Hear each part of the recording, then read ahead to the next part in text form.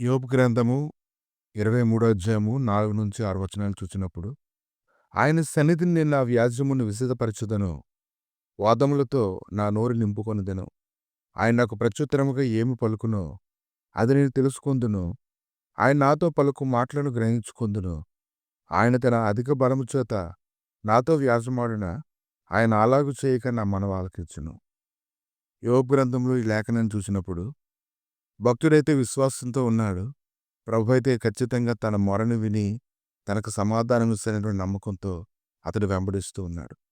నువ్వెప్పుడైతే విశ్వాసంతో ఆయన సన్నిధిలోని వెతుకుతూ ఉంటావో, ఆయన యొక్క స్వరాన్ని నువ్వు విని నెమ్మది పొందుతారని ఎప్పుడైతే నువ్వు లేఖనాలను బట్టి సంతోషిస్తావో, అప్పుడు ఖచ్చితంగా ప్రభు నీ ప్రార్థన ఆలకించి నీకు సరైనటువంటి సమాధానం అనుగ్రహించి నీ హృదయం అంతటికీ బలపరుస్తాడు.